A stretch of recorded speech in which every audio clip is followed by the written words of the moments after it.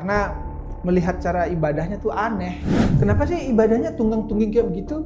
Masih Nggak menghargai Tuhannya banget. Ya Tuhan itu jadi dewa apa, dia bisa jadi dewa apa, ntar di tempat ini dia dewa apa. Jadi kita ngasih Tuhan itu sajen. Sebenarnya kalau misalkan buah itu kan makanan buat kita kan.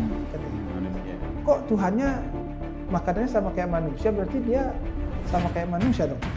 Bismillahirrahmanirrahim. Ya ayyuhalladzina amanu udkhulu fis-silmi kaffah.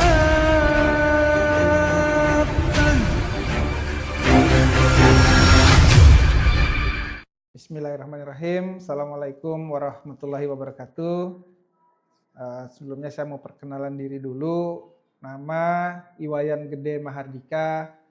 Kalau di kantor biasa dipanggil Blidika, karena orang Bali itu biasanya pengganti mas itu adalah Bli.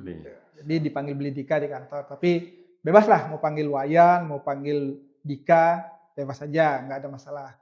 Usia atau umur sekarang ini udah masuk di 43 tahun.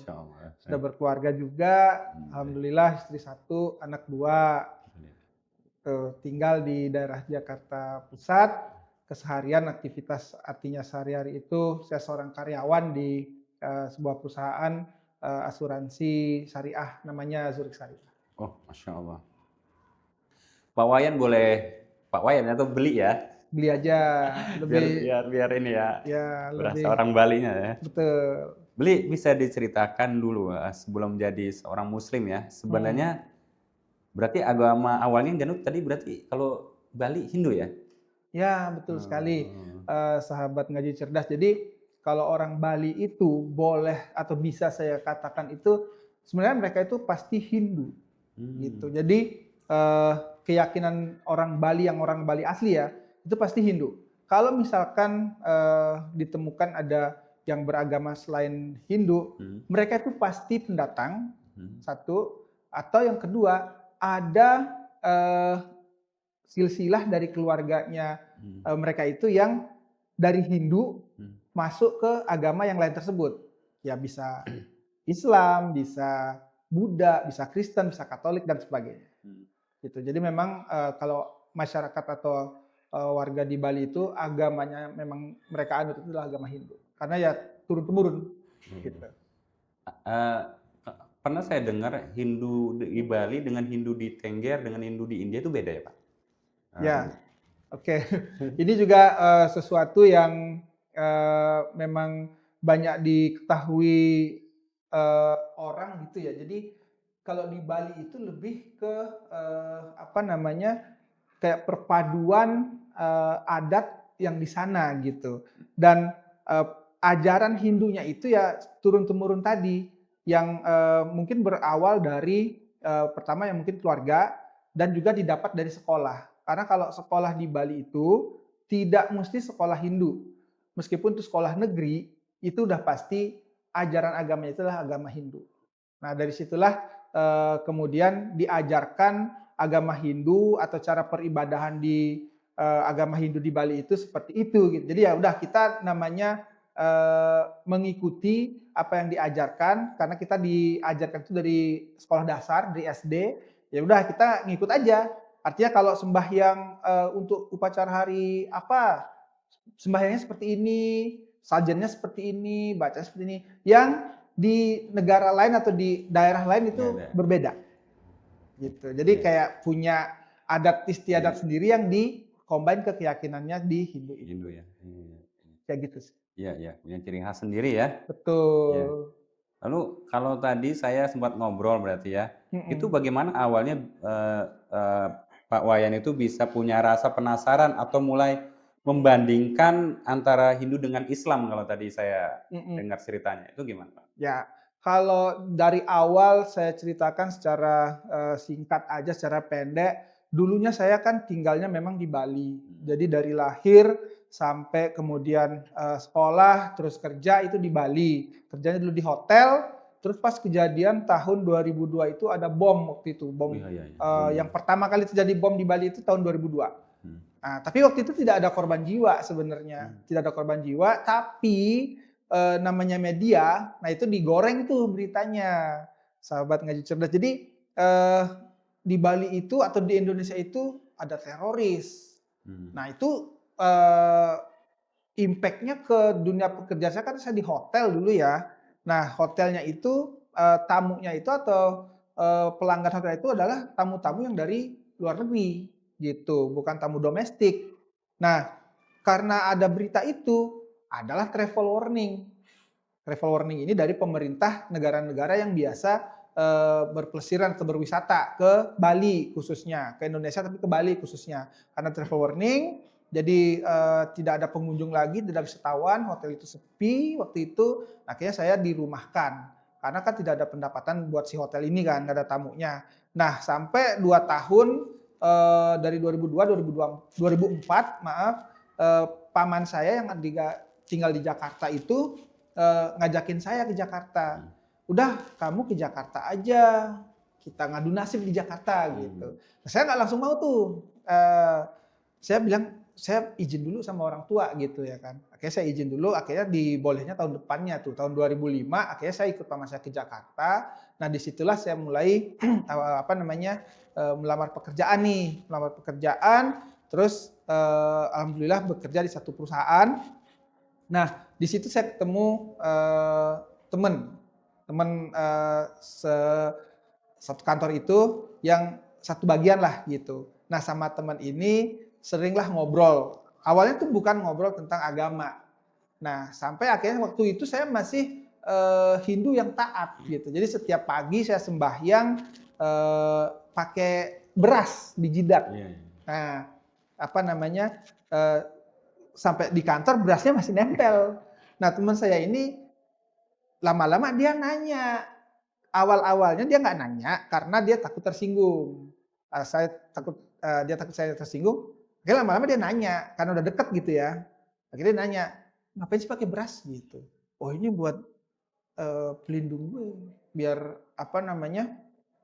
kita selamat seharian keluar dari rumah, nanti balik lagi pulang ke rumah biar selamat. Intinya mohon perlindungan, mohon keselamatan lah. Jadi ini yang melindungi kita. Oh gitu, responnya seperti itu tuh dulu teman saya. Ah dari situlah teman saya itu mungkin menilai bahwa oh ini orangnya terbuka nih, gitu. Nah ngobrol lah di situ dengan teman saya itu terkait dengan agama, gitu. Which is dari saya menyampaikan konsep agama Hindu atau ketuhanan di agama Hindu seperti apa, teman saya ini menyampaikan konsep ketuhanan di agama Islam. Yang awalnya itu saling menyampaikan konsep ketuhanan. Seperti itu sih. Nah, disitulah mulai bukan nyari tahu ya sebenarnya ya, tapi dari seringnya sharing aja sih sama teman tadi. Pak Wayan, pernah nggak dulu ada rasa benci terhadap Islam? Kalau iya, hal apa yang bikin muncul perasaan itu ya? Yang maksudnya kenapa bisa benci gitu? Apa yang karena bom itu tadi atau apa? Ya, jujur sebenarnya saya berat karena sekarang saya Muslim ya. Dulu memang pernah ada rasa tidak suka sih sebenarnya, bukan yang benci banget gitu, enggak. Jadi rasa tidak suka itu karena melihat cara ibadahnya tuh aneh gitu.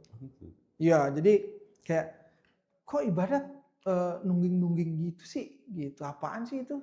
Ya. Lihat di mana waktu itu, di TV atau di langsung? Di TV. Di TV kan lihat tuh suka ada tayangan kalau di di TV swasta itu kalau pas azan maghrib ya. Nah itu muncul video latarnya itu kan macam-macam tuh setiap saluran TV itu. Nah ada yang sholat itu kayak sujudnya itu kan kayak nungging, pas yang di syuting itu yang ibu-ibunya gitu yang lagi di sholat di masjid gitu. Itu kok sembahyang kok kayak gitu sih, tunggang-tungging kayak gitu. Nah lebih ke situnya sih, cara mereka ibadahnya itu yang menurut saya waktu itu karena keyakinan Hindu nggak bener tuh gitu. Jadi saya menganggap cara ibadahnya Hindulah yang paling bener gitu. Ngapain sih agama Islam kayak begitu? Nah lebih ke situnya sih. Oh berarti bukan yang benci ke satu orang karena dia tuh agama Islam, dia berperilaku yang nggak bener gitu, Ya, ya. nggak kayak gitu. Jadi saya menilainya itu secara ini Ini aja, secara globalnya aja iya. gitu. Bukan berarti karena isu tadi bom tadi ya. Nggak pernah ada apa Waktu itu namanya. kan tahu pelakunya Mm-mm, Muslim kan. mm-mm, Enggak, mm-mm. bukan karena itu ya. Nggak karena itu. Justru karena ibadah ya. Ngelihat ibadahnya tuh kayak nggak proper aja gitu, kok ibadah tunggang-tungging sih kayak gitu gitu sih. Ya Allah. Ya cuman ya berat sebenarnya menyampaikan itu. Lalu titik baliknya kapan nih? Apa momen pertama kali merasa Mm-mm. Islam ternyata berbeda dari yang dibayangkan sebelumnya ternyata? Ya dari apa namanya, dari saya share sama temen tadi itu yang di kantor itu, karena saya sering sharing sama dia itu di luar kantor sebenarnya. Habis kita kerja, kita suka ya nongkrong lah gitu, terus ngobrol apa namanya, ngobrol biasa, ngobrol kerjaan, tapi Hmm. dari 2 jam ngobrol itu pasti ada setengah jam atau even 1 jam itu ngobrolin tentang Perbedaan. agama gitu. Nah waktu itu eh, setelah ngobrol lama gitu ya, yang bikin saya kemudian penasaran pengen tahu Islam itu waktu itu kalau di agama Hindu dia duluan nanya nih, kalau di agama Hindu itu nanti setelah meninggal bagaimana gitu. Nah, oh kalau di agama Hindu kalau udah meninggal nanti bisa diupacarain yang Aben tadi itu. Nah, nanti jadi eh, penunggu gitu. Jadi stratanya tuh dari manusia naik ke jadi dewa lah gitu yang disembah gitu. Berarti gimana tuh di surga apa di neraka? Emang di Hindu nggak ada surga neraka? Oh ada. Kalau itu bisa ke surga nanti. Kalau kita sudah jadi dewa itu bisa ke surga gitu. Nah terus kalau yang neraka gimana? Yang perbuatannya nggak yang baik, yang apa? Yang perbuatannya jahat, yang nggak baik gitu. Nah dia nanti biarpun diupacarain apa gitu, nanti dia tetap di ke neraka itu gitu. Nah nanti apa namanya? Sama keluarganya itu akan diupacarain tuh, misalkan dimintakan ampun. Nah, nanti dia tetap akan bisa ke surga dan menjadi dewa itu gitu. Dan di agama Hindu itu ada keyakinan namanya reinkarnasi. Reinkarnasi itu bisa sebagai bentuk hukuman dia kalau misalkan dia pas waktu hidup itu baik, dia bisa jadi sebelum jadi dewa tadi itu bisa reinkarnasi jadi orang gitu, jadi manusia. Tapi kalau dia jahat, dia reinkarnasi jadi eh, binatang lah gitu. Nah itu yang saya kan. Terus saya tanya balik nih ke teman saya, kalau di Islam bagaimana setelah meninggal gitu? Ya itu nanti dihitung lah, penjelasannya gitu ya, yang simpel. Dihitung nih apa namanya, kalau bahasa kita dihisap gitu ya. Bisa. Dihitung lah ininya amal-amal atau perbuatannya dia mana yang lebih banyak, yang baik atau yang jelek gitu. Nah nanti diputuskan nanti masuk surga atau masuk neraka kayak gitu. Nah terus kalau di agama Hindu dia nanya balik lagi nih, di agama Hindu kalau yang bukan beragama Hindu bagaimana tuh nasibnya? Dia akan masuk surga atau masuk neraka? Wah itu nggak diatur tuh gitu. Nggak tahu deh, masa bodoh. Saya bilang gitu. Emang di Islam diatur gitu. Nah kalau saya berarti agama Hindu nanti masuk surga apa neraka? Neraka. Kata dia. Kata yang teman Muslim. saya. Kok bisa? Ya karena kamu kufur atau tidak bersyukur kepada Allah, tidak menyembah Allah gitu. Kesinggung. Lah kan saya punya Tuhan sendiri gitu. Iya, iya. Ya itulah apa namanya perbedaannya tuh di situ. Kamu menganggap Tuhan itu atau konsep ketuhanan itu berbeda dengan Islam. Dari situlah baru saya akhirnya penasaran nyari tahu. Awalnya ceritanya begitu, Kang Asep. Nah setelah itu saya baru kemudian membanding-bandingkan tuh setelah apa namanya diinformasikan seperti itu, saya jadi banyak nanya nih. Ya. Emang konsep ketuhanan di Islam seperti apa? Gitu. Nah dia cerita dulu, apa dia nanya dulu, kalau di Hindu kayak gimana? Ya Tuhan itu dia bisa jadi apa namanya, dia bisa jadi dewa apa, dia bisa jadi dewa apa, ntar di tempat ini dia dewa apa, nah itu yang kita sembah. Kalau di Islam itu Tuhannya itu disebutnya tuh Allah. Allah itu apa namanya, Maha Kuasa, jadi Maha mengetahui, dan cuma satu gitu. Nggak Allah itu nggak perlu jadi dewa apa, dewa ini, dewa itu, di tempat ini dewa ini, di tempat itu dewa itu, nggak perlu. Jadi Allah itu Maha Kuasa atas segala sesuatu. Oh gitu. Nah dari situ saya mikir, ya juga ya, apa ya, udah mulai apa namanya, Bukan udah ini. mulai ini nih. Goyang. Nah, udah mulai goyang nih. Ya juga ya. Terus akhirnya kalau di Islam, saya tanya kan, kalau di Islam kenapa sih ibadahnya tunggang-tungging kayak begitu? Masih Nggak nanya. menghargai Tuhannya banget gitu ya kan? Saya tanya gitu. Ya. Oh ya, kalau cara ibadah kita diajarin nih sama nabi kita. Kita ada nabi yang mengajarkan cara ibadah kita kepada Allah gitu. Oh diajarin ya? Emang di Hindu nggak tahu deh yang ngajarin siapa. Taunya disuruhnya begitu aja dari dulu. Saya bilang gitu tuh ke teman saya.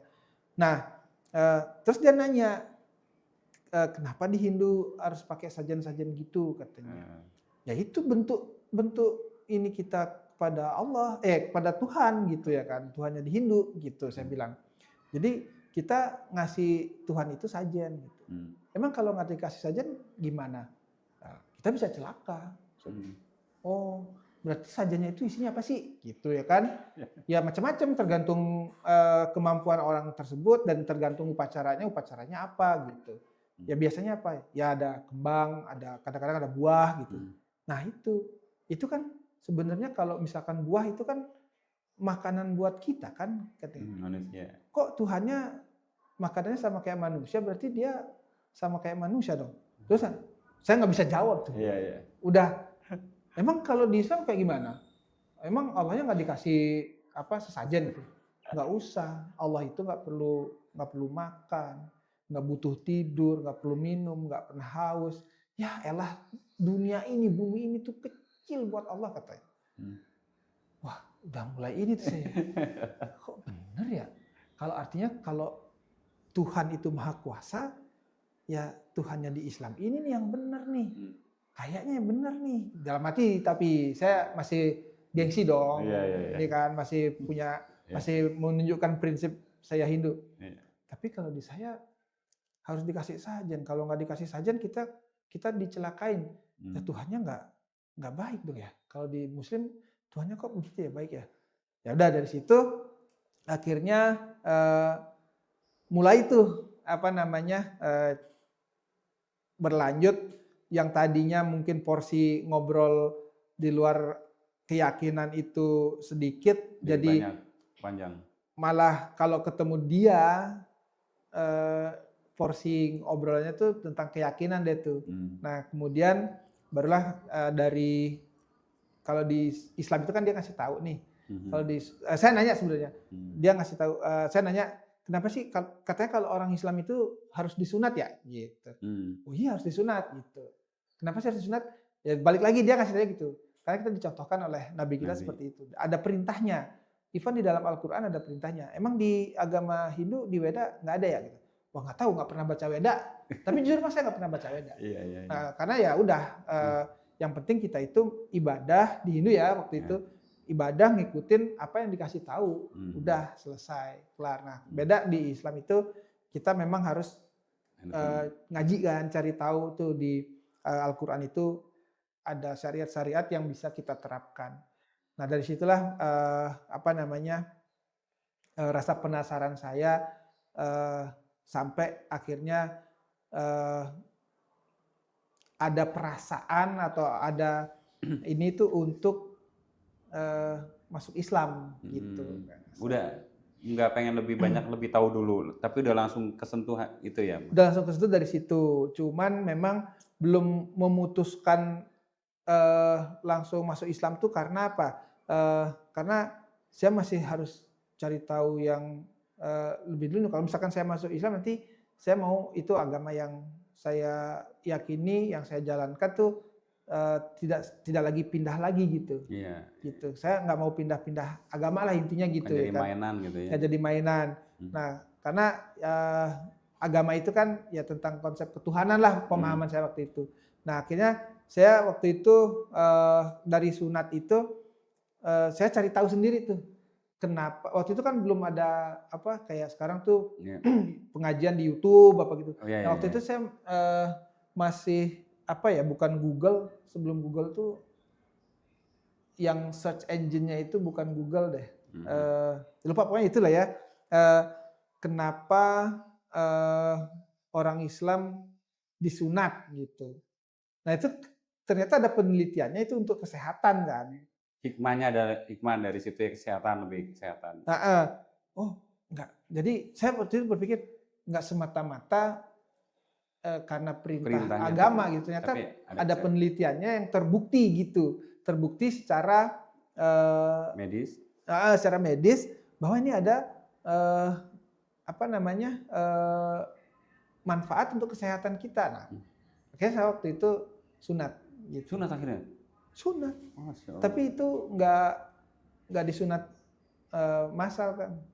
Jadi sunatnya sendiri gitu. Malu Iya, kan? Iya, sunat Umur klinik udah kan. maksudnya nggak ikut sunat khitanan massal karena udah tua kan. Akhirnya saya sunat dulu. Gitu, sunat dan ternyata saudara dan teman-teman yang di Bali itu ada yang disunat juga. Ada 4 orang yang saya tahu waktu itu ya. 4 orang yang saya tahu waktu itu apa namanya?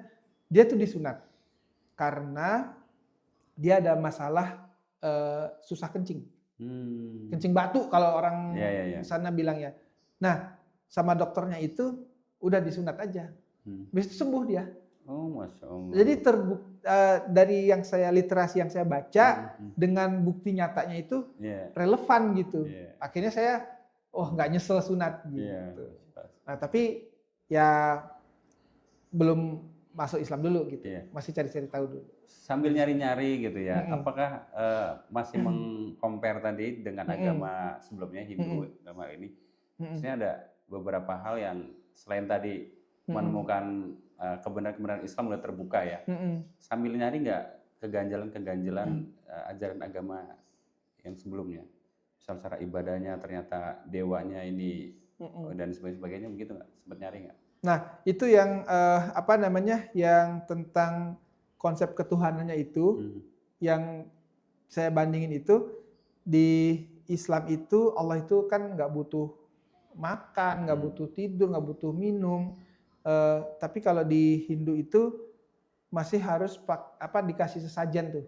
Nah, itu yang kemudian saya timbang gitu ya dengan logika, kok nggak logik ya Tuhan tuh kok dikasih makan, dikasih minum yang notabene sama dengan makanan dan minuman yang kita konsumsi gitu. Dan kalau kita tidak memberikan sajen itu, kita tuh bisa dicelakain gitu. Berarti dia nih Tuhannya tuh sama kayak manusia aja dong gitu ya. Di situ tuh mengganjel banget tuh gitu. Meskipun setelah mengetahui itu, saya masih melakukan ibadah secara Hindu. Karena apa? Karena saya waktu itu kan masih mengimani atau meyakini saya harus meminta bantuan Tuhan gitu untuk keselamatan saya, untuk bisa beraktivitas sehari-hari. Saya masih butuh kekuatan itu yang bisa dikasih oleh Tuhan gitu. Karena saya tuh masih Hindu, taunya tata cara Hindu ya saya masih sembahyang. Cuman itu udah mulai mengganjal sih gitu. Sempat ini nggak? Selain diskusi dengan teman yang Muslim tadi, sempat diskusi juga nggak dengan teman-teman yang agamanya Hindu? Maksudnya untuk meyakinkan atau untuk apa gitu? Nggak pernah. Jadi saya nggak mau mendiskusikan itu dengan teman-teman kami nanti. Ya mungkin caranya Allah udah seperti itu ya. Jadi saya tuh kayak dihalangin agar nggak berdiskusi lagi dengan yang lingkungan di Hindu gitu. Karena kan mungkin saja ya kalau misalkan saya diskusi dengan yang di Hindu, udah nggak usah percaya itu bohong aja. Udah lo tetap aja di Hindu, yakin aja di Hindu. Kayak gitu. Jadi saya diskusinya ya sama teman saya dan yang Muslim punya saya aja diskusi, cuman teman saya itu. Karena apa? Karena ya kalau udah obrolannya tentang keyakinan, itu tuh harus yang kita bisa percaya lah. Iya. Intinya gitu sih. Terus sama Om yang tadi yang bawa dari Bali ke Jakarta juga dia nggak tahu Nggak tahu, tentang nggak tahu, nggak tentang tahu. Gunda Gulana keyakinan nggak tahu sama sekali. Nggak, saya nggak ada cerita sama sekali ke keluarga, saya nggak cerita. Jadi saya benar-benar ini sendiri aja sih waktu itu. Dan sharingnya atau bertukar pikiran sama teman saya tadi itu aja. Pada titik apa Pak Wayan itu benar-benar menentukan bahwa saya harus masuk Islam gitu? Nah, waktu itu saya setelah sunat tadi yang saya cari tahu itu sebenarnya itu, setelah itu tuh saya nonton video debat Zakir Naik yang zaman dulu masih format apa namanya? DVD. Ya, format DVD betul. Apa namanya? Cuman di situ kan debatnya itu antara Islam dengan Kristen ya, atau Katolik lah gitu ya. Pokoknya yang bukan Hindu gitu. Nah, tapi di satu bagian debatnya itu ada yang disampaikan Dr. Zakir Naik itu tentang Al-Quran itu bukti Al-Quran atau kitab sucinya agama Islam itu memang beneran dari Tuhan, memang beneran bersumber dari Sang Maha Pencipta, itu dibuktikan dengan Al-Quran itu bisa dihafal dalam bahasa Arab oleh orang yang bukan orang Arab, gitu. Nah, di situ kan disebut begitu tuh. Saya nggak langsung percaya. Saya kan nggak tahu kalau dia itu apa namanya debater atau apa gitu. Meskipun teman saya tuh hanya mereferensikan aja. Coba deh nonton ini. Nah ternyata ya mungkin jalannya gitu ya. Nah saya cari tahu, ternyata benar ada penghafal Al-Quran yang dari Eropa, dari Amerika, even dari Indonesia ada penghafal Al-Quran. Yang notabene kan bahasa ibunya artinya bukan bahasa Arab. Terus Al-Quran itu kan setebel itu gitu. Dan nggak ada salahnya. Hafal benar-benar sampai tanda titik gitu. Misalkan tadi Al-Quran itu tanda wakaf, ya berhenti gitu. Wah, saya udah merinding tuh di situ. Baru tahu gitu ya? Baru tahu dan apa namanya? Itu tuh kejadian itu di hari kerja lah ya. Saya lupa persisnya hari apa. Tapi setelah saya mengetahui fakta itu, saya langsung ya makanya dari awal tadi saya sampaikan karena dipilih Allah gitu ya. Saya harus masuk Islam. Gitu langsung begitu. Saya harus masuk Islam.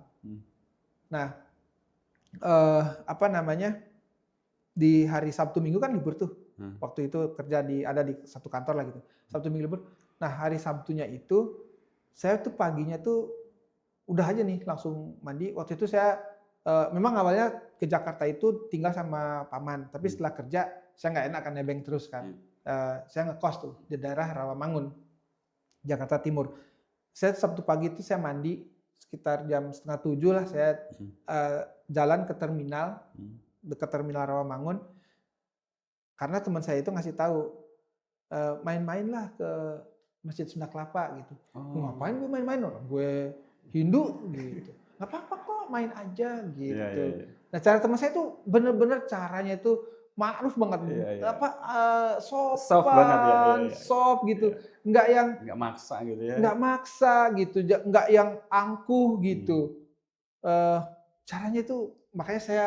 Ini teman yang diskusi tadi itu yang ngajak. Iya. Masya Allah. Dan dia salah satu remaja Masjid Sunda Kelapa waktu itu. Oh Masya Allah. Apa sih bilangnya waktu itu? Ada namanya sih, ya apa remaja Masjid Sunda Kelapa itu ada namanya. Nah, main-mainlah ke situ. Nah, saya tuh yang Sabtu pagi itu saya langsung mandi lah gitu ya, mandi berangkat situ naik bis. Naik bis dari dekat terminal naik sekali itu waktu itu saya ingat bayarnya cuma 2.000. Nyampe di sana saya nanya sama marbot mungkin ya. Waktu itu kan saya nggak kenal. Pokoknya saya tanya aja, Pak, saya mau masuk Islam caranya gimana? Gitu. Saya pikir kan dia ada di masjid dan lagi nyapu gitu ya. Pasti dia tahu nih, pasti dia Muslim nih, gitu kan. Pak kalau saya mau masuk Islam caranya gimana Pak? Akhirnya dibimbing ke lantai, saya lupa lantai 2 kalau nggak salah. Nah di dalam lantai 2 itu ada ruangan, itu dalam ruangan itu ada ustadz-ustadznya Masjid Sunda Kelapa. Nah akhirnya disitulah saya diinterogasi dulu. Diwawancara dulu. Gitu. Intinya sih mereka mau memastikan bahwa tidak ada paksaan untuk nantinya kalau mau bersyahadat gitu, tidak ada paksaan dari pihak manapun. Intinya gitu. Syahadatnya pada tahun, bulan, apa tuh hari? Harinya Sabtu ya kan. Harinya Sabtu. Ya. Tanggalnya lupa antara tanggal 28 nih kalau nggak salah, 28 bulannya Maret tahunnya 2008. Masya Allah. Syahadat di situ pas habis sholat atau pas di ruangan itu? Nah di ruang enggak, jadi lanjutannya nih di ruangan itu saya ditanya ada paksaan nggak ini nggak ada gitu. Berarti benar ya kemauan sendiri benar. Tolong tanda tangan dulu nih, isi datanya dulu. Ada surat pernyataannya gitu, memang udah template, udah format lah gitu. Tujuannya apa? Tujuannya agar tidak di kemudian hari ada tuntutan ya. Jadi ada pernyataannya kok dari yang mualaf ini. Nah, habis itu malah saya diceramahin. Saya kan belum tahu apa-apa nih. Belum saya diceramahin. Bukan diceramahin sih, dinasehatin. Adik nanti pada saat masuk Islam itu tantangannya yang berat dari keluarga. Gitu. Jadi harus siap. Gitu. Jadi harus siap. Adik siap nggak? Siap Pak. Gitu. Saya kan ditambahin Pak Ustadz gitu. Saya waktu itu ya Pak aja tanya kan belum terlalu inilah gitu, belum terlalu fase. Akhirnya dikasih tadi tuh gini. Islam itu tidak akan menjadi lebih besar atau tidak akan menjadi lebih benar karena adik masuk Islam. Demikian sebaliknya, kalaupun adik tidak masuk Islam, Islam itu tidak akan berkurang kebesarannya, berkurang kebenarannya karena Islam itu agama yang hak gitu. Nah sekarang adik ikut wudhu dulu, gitu. Wudhu apaan Pak? Gitu kan? Nggak ngerti kan saya. Even teman saya pun nggak yang ngasih tahu di Islam tuh gini. Nggak, dia itu ngasih tahunya itu sebatas saya bertanya, gitu. Kalau saya nggak nanya, dia ya itu tadi. Takut overlapping juga. Itu malah saya nggak jadi respect gitu kan. Nah ya alhamdulillah. Di sini ditunjukin wudhu dulu tuh, disuruh nunggu dulu di luar masjid. Nah itu pas menjelang mau sholat duhur ya. Kan sholat, terus dikasih tahu tuh pas wudhu itu, setelah wudhu dikasih tahu sama Pak Ustadznya, nanti kalau adik kentut atau kalau adik pengen buang air kecil, buang air besar, nggak apa-apa, buang air besar. Nanti setelah itu diulangin lagi ya gerakan tadi gitu. Siapa? Nah, saya alhamdulillah nggak pengen buang hajatnya lah waktu itu. Nah begitu selesai sholat ya mungkin ya karena kan saya kedengeran tuh azannya kan dari luar kan kedengerannya. Terus dipanggil masuk. Benar-benar dipanggil namanya. Untuk adik ini. Wah, dipanggil nih gitu. Pas saya masuk, saya pikir tuh saya sendirian karena ke ruangan itu saya sendirian. Ternyata setelah saya itu atau mungkin sebelum saya itu sudah ada juga yang mau masuk Islam, yang mau syahadat. Nah, pas dijajarin di depan di ruangan masjid utama. Di masjid utama karena kan udah wudhu nih. Dijajarin di depan. Nah, terus jamaahnya tuh diminta jangan begitu dulu atau yang untuk menyaksikannya sebagai saksi. Ternyata dijajar 28 orang saya masih ingat. Sekaligus 28 orang tuh di hari itu yang syahadat di Masjid Sunda Kelapa. Jadi di soft depannya lah. Gitu. Nah, terus di satu-satu tuh dari ujung paling kanan terus ke sebelah sampai ya ada yang susah bilangnya gitu kan, ada yang gampang. Saya ya agak kesusahan juga sih waktu itu. Gitu, berarti nggak masal ya satu-satu ya? Satu-satu. Jadi nanti setiap habis syahadat nanti jamaahnya itu yang jadi saksi itu Allahu Akbar. Kok saya waktu itu jadi takut gitu, takut grogi gitu kan. Tapi ya udah karena udah niatnya udah begitu. Ya udah, ya alhamdulillah setelah itu udah dinyatakan sudah sah masuk agama Islam, nanti tinggal belajar. Karena setelah itu tuh ada pembelajaran juga tuh di Masjid Sunda Kelapanya. Gitu. Jadi nggak asal sahadatin orang, terus udah aja dibiarin gitu nggak. Kalau di Sunda Kelapa itu ada ini. Iya, ada belajarnya kan? Ada belajarnya. Jadi kita memang dibimbing lah. Iya, Masya Allah. Jadi nggak dilepas begitu aja. Nah begitulah artinya puncak dari saya sahadat artinya. Nah, ini teman tadi juga tetap mendampingi terus kan setelah pasca sahadat terus ya? Teman yang tadi itu Yang ajak diskusi, Masya Allah. masih. Tapi waktu saya datang itu memang saya nggak bilang sama dia enggak. Oh enggak? Enggak. Saya nggak ada bilang siapa-siapa. Oh, kejutan dong bagi dia ya? Ya waktu itu dia terharu sih. Dia Oh, meluk saya waktu itu. Masya Allah. Lalu kemudian, ini Namanya kan Mulyana. ini kan keputusan yang paling besar dalam hidup gitu ya. Iya. Nah, waktu itu kan masih ada keluarga, ada paman yang ngajak ke sini. Itu gimana ceritanya? Nah, Responnya seperti apa di kampung sana, di Bali sana? oke. Nah, berkaitan dengan hal itu, kan waktu sebelum sahadat di ruangan Pak Ustadz itu Iya. dikasih tahu. Saya nanya, Pak Ustadz, saya harus bilang nggak sama keluarga saya? Kata Pak Ustadz, jangan bilang. Gitu. Jangan pernah menyampaikan. Udah, adik jalanin aja nanti. Nggak dikasih tahu alasannya nggak? Jangan dikasih tahu ke keluarga. Dikasih tahu karena itu tadi. Loh, kenapa Pak Ustadz? Ya nanti tantangan terbesar apa tadi saya bilang, Pak Ustadz itu? Keluarga. Ya nanti kalau adik bilang, adik dipengaruhi keluarga, adik balik lagi, sayang. Dia bilang gitu. Oh ya udah, siap. Saya perlu ganti nama nggak? Nanya lagi kan sama Pak Ustadz. Dibalikin tanyaan. Nama adik ada mengandung arti sesembahan selain Allah nggak? Nggak ada sih, nama normal aja gitu. Ya udah nggak usah. Gitu, makanya saya nggak ganti nama. Karena nama saya nggak ada makna sesembahan selain Allah gitu. Jadi Iwayan itu ya karena urutan lahir aja. Gedenya ya saya anak. Karena Wayan itu bisa jadi anak pertama, bisa jadi anak kelima. Oh gitu ya? Iya kan, kalau Bali itu kan Wayan, Made, Nyoman, Ketut gitu kan. Nah kalau anaknya 5, balik lagi. Wayan, Made, Nyoman, Ketut. Kalau anaknya 8, kalau anaknya 11 misalnya. Balik lagi ya. Balik lagi ke urutan itu ya. Nah gede itu karena saya anak pertama.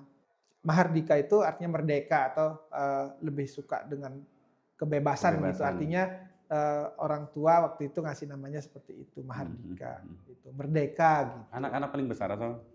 Iya, anak pertama. Iya, karena tadi gede tadi ya. Terus responnya apa keluarga itu? Nah, karena saya nggak bilang, ketahuannya itu pas saya mau nikah. Oh, karena mau nikah, karena dokumen itu ya.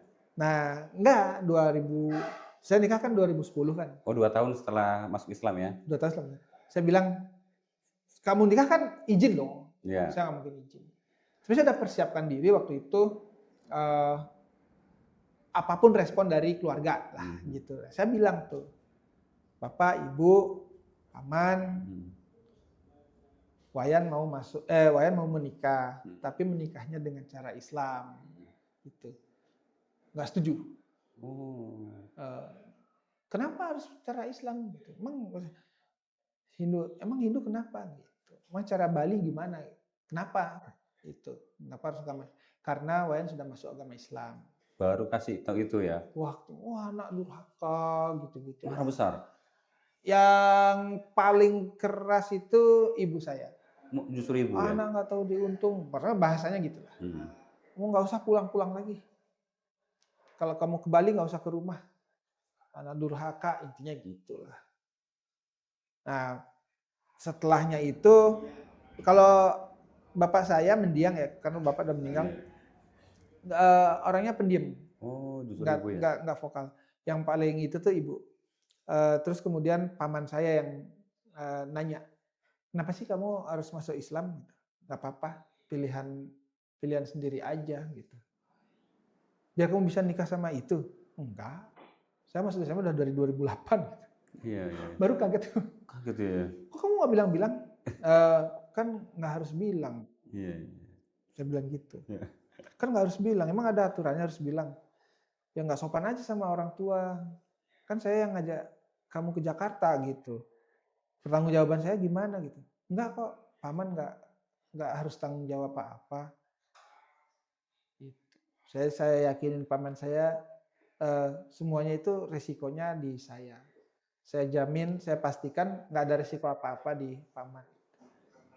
Nah terus habis itu nggak ada keluarga yang mau datang kan, Iya, iya. pas Pernikahan. nah waktu itu jadi yang jadi ceritanya jadi Wali. wali saya itu ada teman di kantor dulu. Ya Allah. Jadi saya menikahnya tuh nggak ada keluarga satupun nggak ada, karena dilarang sama ibu saya. Iya, iya, ya Allah. Dikasih tahu, Wayan, sebenarnya paman bibi mau datang, tapi nggak dibolehin. Jadi jangan ada perasaan apa-apa ya. Karena kan paman saya sama bibi saya kan memang dari dulunya tuh udah di Jakarta ya, udah lama di Jakarta lah. Jadi tentang perbedaan agama ini nggak terlalu ini juga gitu. Jadi dia udah tahu Islam seperti apa gitu. Dan tetangga-tetangganya juga mungkin banyak yang Islam, maksudnya baik-baik aja gitu, bukan yang seperti apa. Jadi sebenarnya mereka pengen datang, tapi nggak dibolehin sama orang tua. Jadi waktu saya menikah nggak ada orang tua yang datang. Cuman kan kalau di Islam itu kan waktu itu ya, kalau dari pihak laki-laki nggak harus ada Iya, wali. Yang wajib itu adalah kalau dari perempuan. ya perempuannya. Ya saya ini aja waktu itu udah nyiapin mental sih, meskipun ya tetap aduh sedih sih gitu ya kan. Cuman ya udah ini kan pilihan saya kan. Jadi saya harus tetap ini apa namanya tetap kuat gitu. Nah itulah sebenarnya masa-masa sulit yang artinya yang jadi ini mungkin itu juga cobaan atau ujian gitu ya, bisa nggak nih gitu. Artinya ya setelah sekian lama 2 tahunan ya setelah nikah itu kan saya baru artinya alhamdulillah dikasih amanah nih anak nih. Ngomongan. Yang tadinya orang tua nggak mau komunikasi. Gara-gara anak.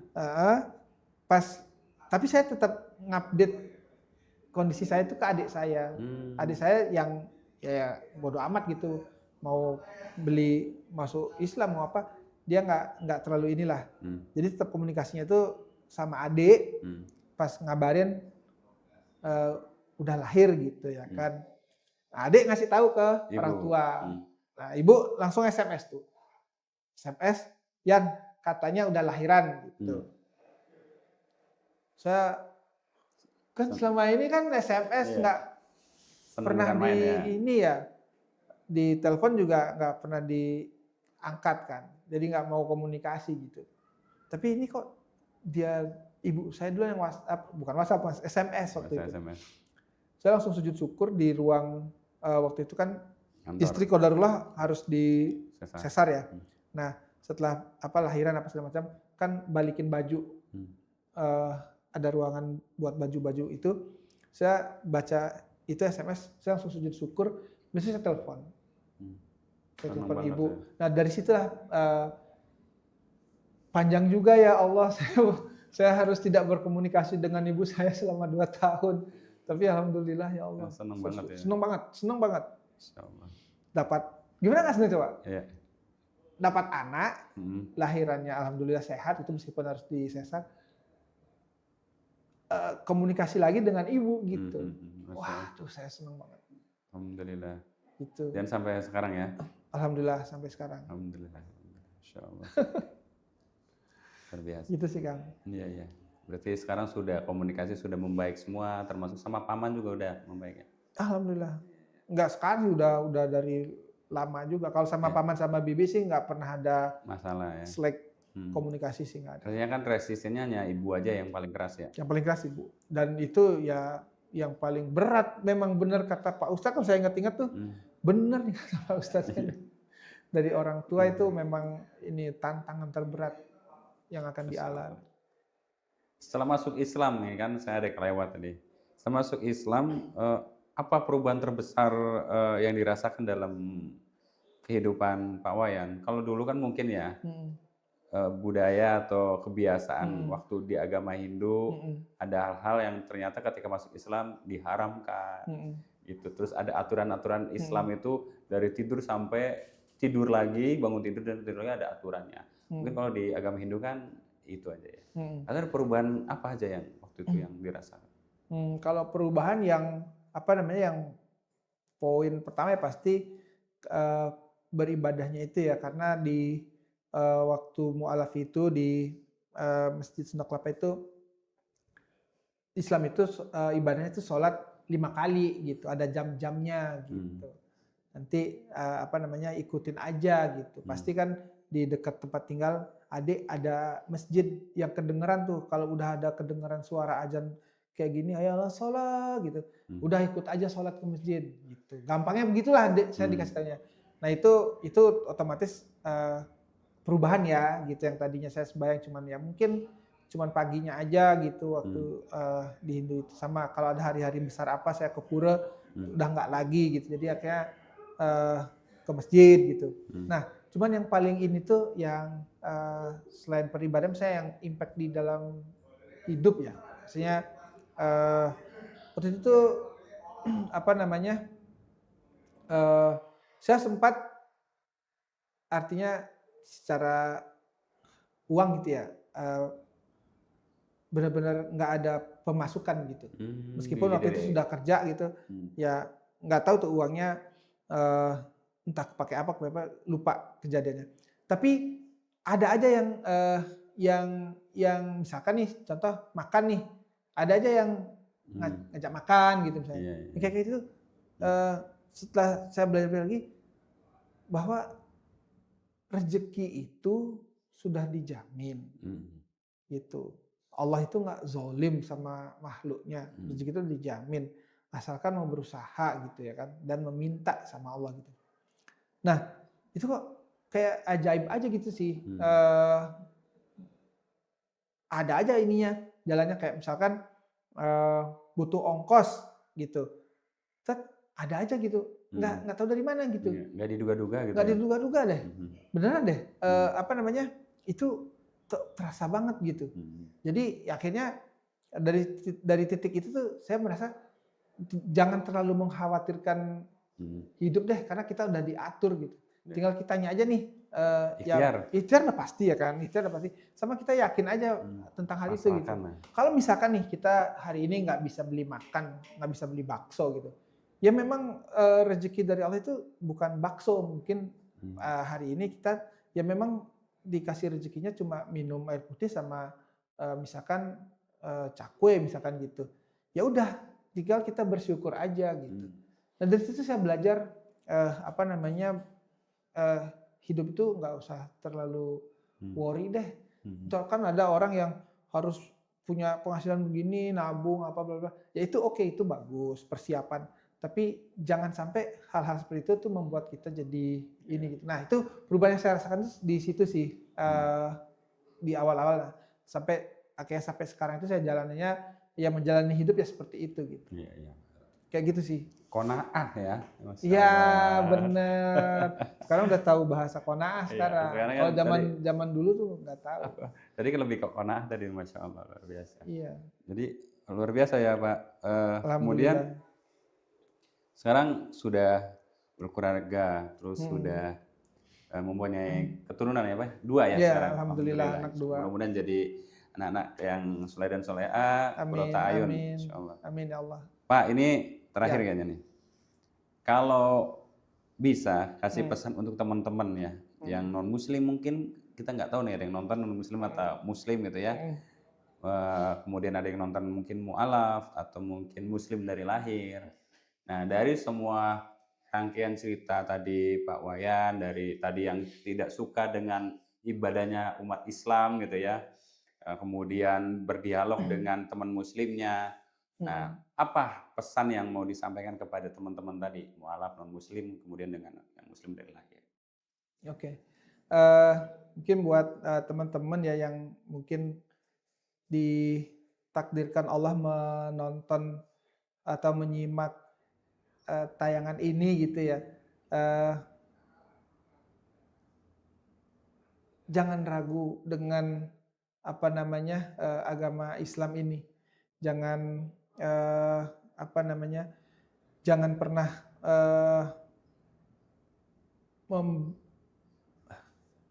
jadi susah ngomongnya. Gak apa-apa, nanti dikat.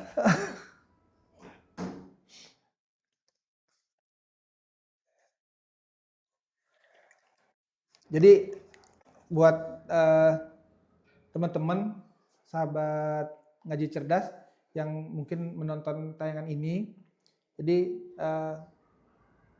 ini untuk yang pertama, mungkin untuk yang sudah muslim atau sudah Islam dari lahir gitu. Teman-teman carilah ilmu atau sempatkanlah dalam waktu yang teman-teman jalani setiap harinya itu untuk menuntut ilmu agama khususnya. Itu wajib. Karena apa? Karena itu di samping berpahala yang sangat besar dan itu bisa menjadi jalan ke surga nanti, kita tuh agar bisa yakin dengan Islam ini, bahwa Islam ini tuh memang agama yang hak, memang agama yang disyariatkan oleh Allah itu bahkan dari zaman manusia pertama, Nabiullah Adam alaihi salam, dan sampai yang sekarang dan mungkin yang setelah kita nanti generasi yang ada, itulah yang benar, itu adalah ajaran Islam.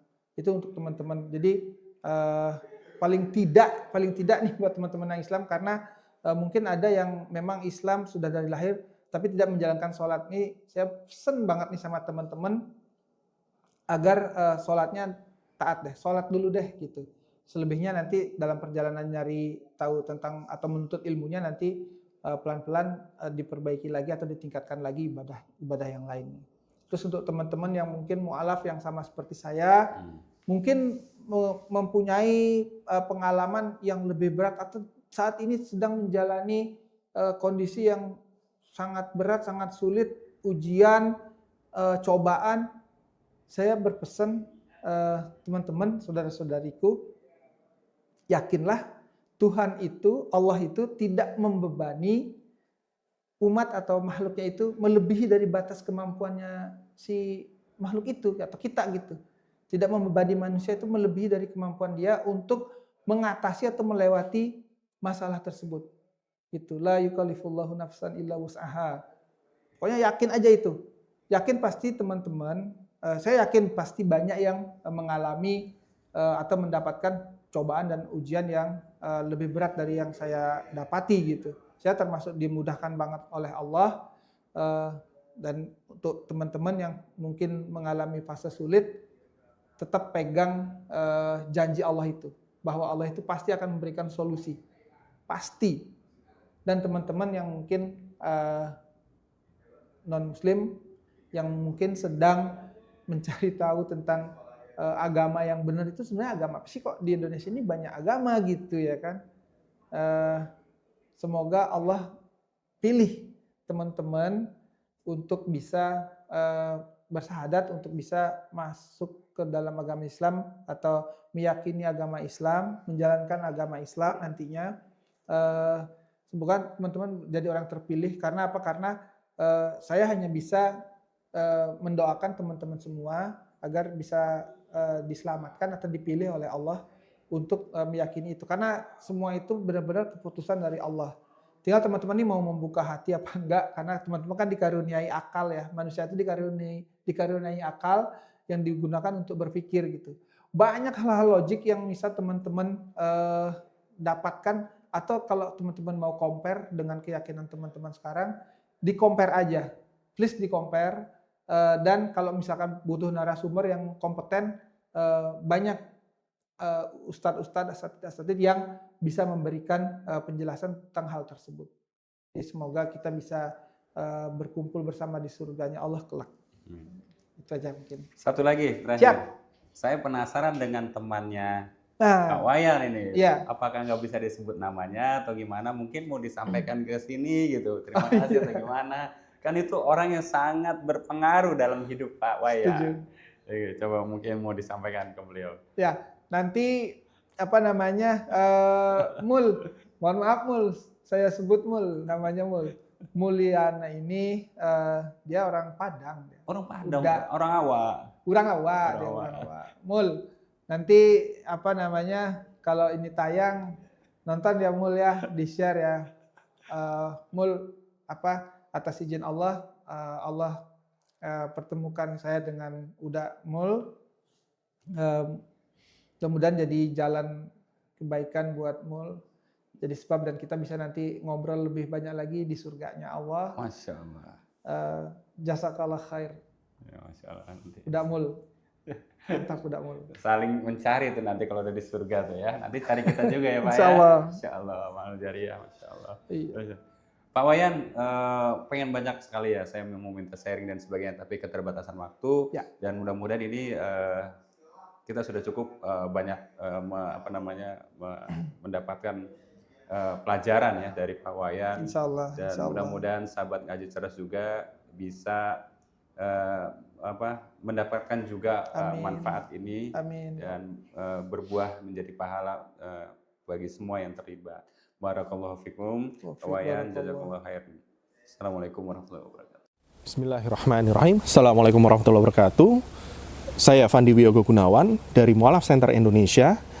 Alhamdulillah, Mu'alaf Center Indonesia berdiri sejak tahun 2014 dan sudah tersebar di berbagai provinsi di Indonesia.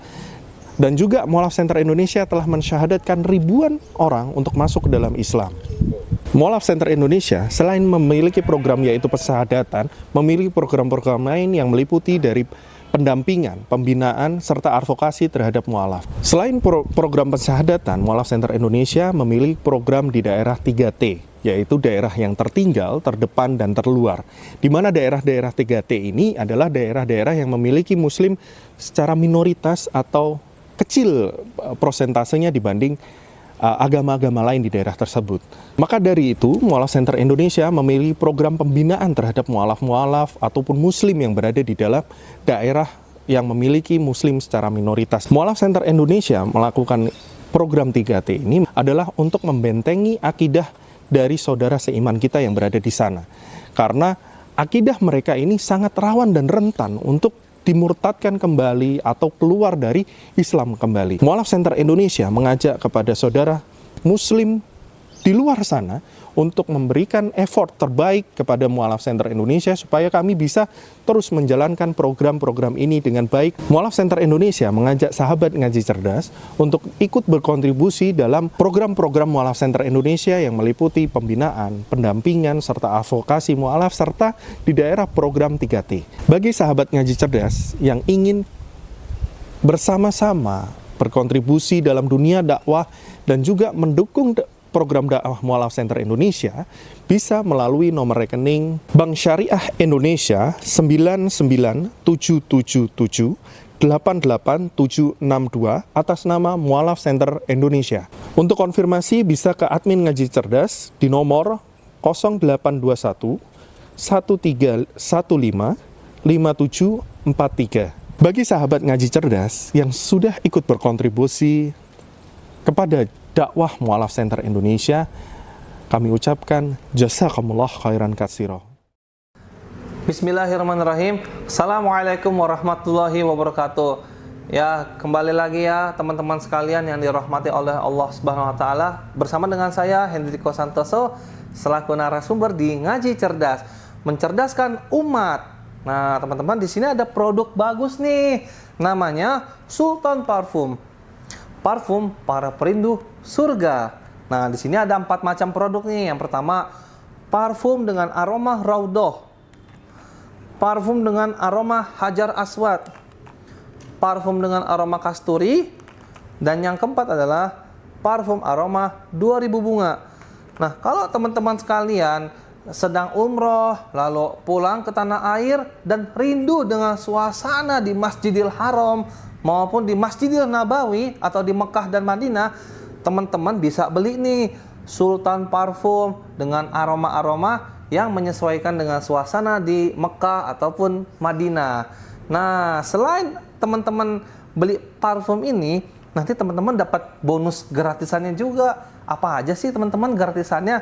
Nih, yang pertama nanti teman-teman dapat kitab atau buku saku zikir pagi dan petang sesuai dengan sunnah. Nah, yang kedua, teman-teman nanti dapat gratis tasbih nih. Wah, lucu banget ya, imut nih. Bisa dibawa kemana-mana.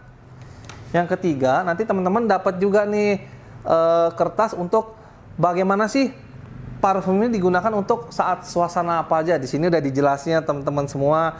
Nah, jadi teman-teman jangan lupa nih dibeli, informasinya ada di sini nih. Nah, dengan teman-teman membeli produk parfum Sultan ini, teman-teman sama saja dengan membantu operasional dakwahnya channel YouTube Ngaji Cerdas. Nah, luar biasa kan? Dengan harga berapa teman-teman sekalian?